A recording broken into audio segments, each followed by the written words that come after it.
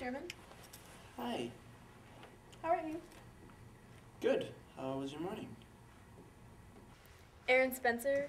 We talked for 2 hours at the inauguration. No, I know. How was your daughter's birthday? I don't have kids. Okay. Okay.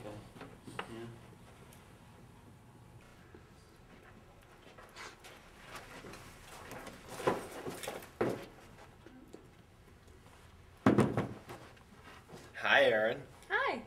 Are you nervous about your first meeting? No, I'm fine. I was nervous my first meeting. No, I'm fine. Shh. It's okay.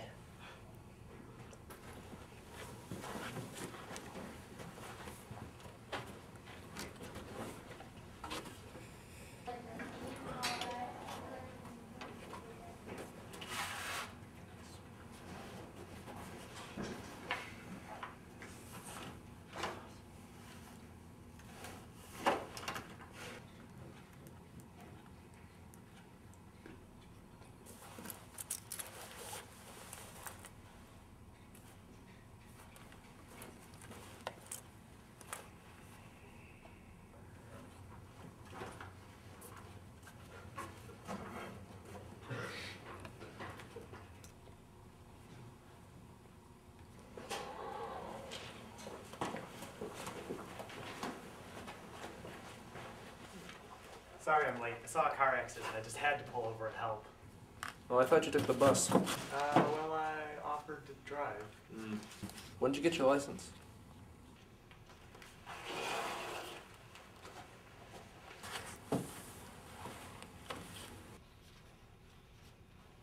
The town board meeting of Waiterville for the date of February 17th, 2008 will now begin. Councilman Dan Carmick. Here. Deputy Supervisor Michael Wallace. Here. Town Clerk Abe. Councilwoman Cheryl Chang. Here. And our newest member, Councilwoman Erin Crawford. Here. Welcome to the board, Erin. Pleasure to be here. On to our first order of business. We have a proposal for a new bridge to be built over the Chartres Canal by the University of Wellington. Mr. James Markey, 14 Carpel Road, represents UW on this matter. Mr. Markey, you may begin your proposal.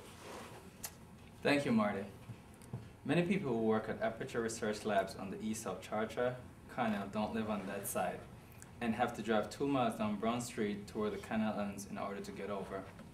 We at UW suggest the construction of a bridge near the intersection of Brown and Main. This would cut travel time for Aperture employees and other commuters, as well as limit traffic. UW is also located in the east, so there are obvious benefits for our students and staff to live on the west. The bridge outlined in our plan would cost $400,000 and take 9 months to complete. UW is willing to fund 60% of the project. It's expensive, but we believe the cost will be worth the benefits.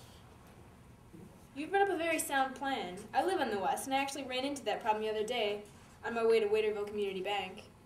Yeah, I can see why that would be beneficial. I personally know a black man myself who crosses bridges all the time. And yeah, I can see where you're coming from. Thanks. Is there anyone else who would like to comment?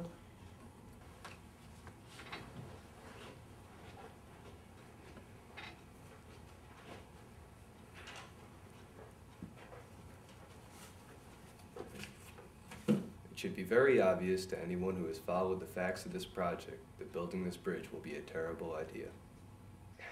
Anyone who's been following the news this year remembers the child that was born with 3 arms earlier this month in New Stockholm, 5 miles down the road.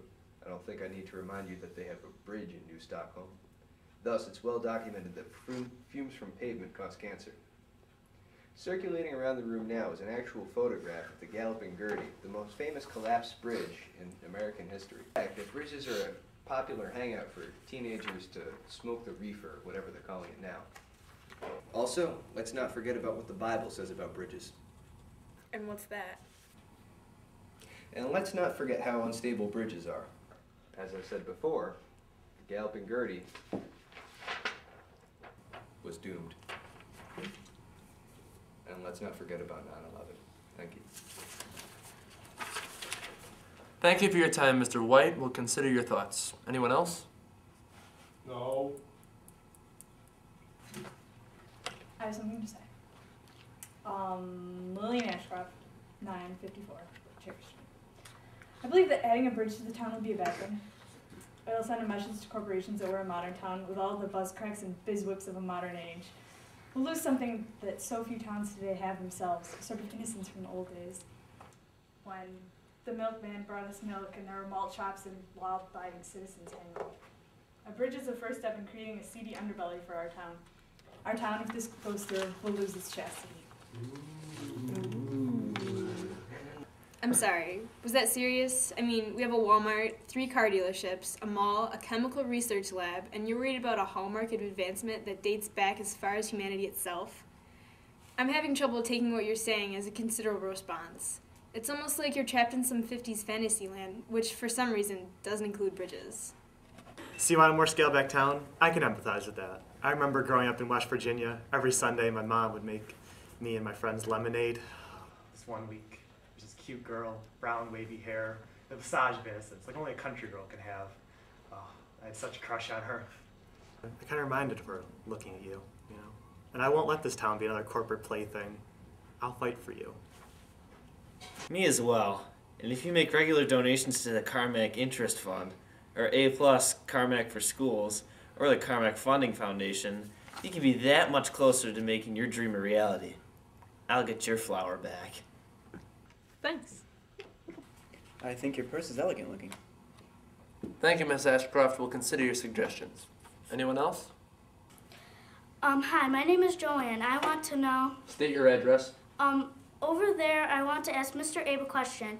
As Mr. Markey mentioned earlier, you would be responsible for 40% of the funding, which works out to be $160,000. However, over the same period, there is an ongoing project to restore abandoned buildings. This overlap puts server strain on the town budget. Also, the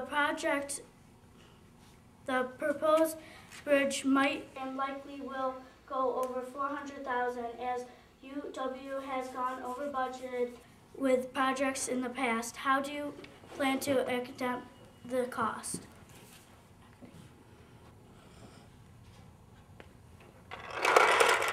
Thanks!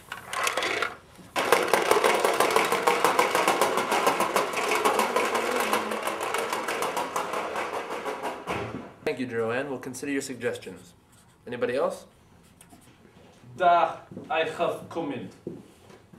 This is no way to run a town board meeting. I mean, in my land we do not allow Frauleins in the meetings. And also, where is your oomph and your style? I mean, you are supposed to be schnazzy. You are men of authority. You are not just some bums who got drafted.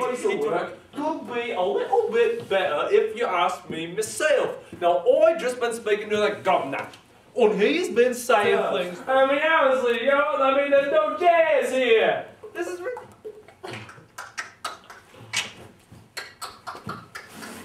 That's enough. Thank you, Herr Schweinachten. We'll consider your suggestions. Anyone else? Well, that's good. It's been 4 hours at this point. Meeting adjourned. So, let's say we all go out for dinner.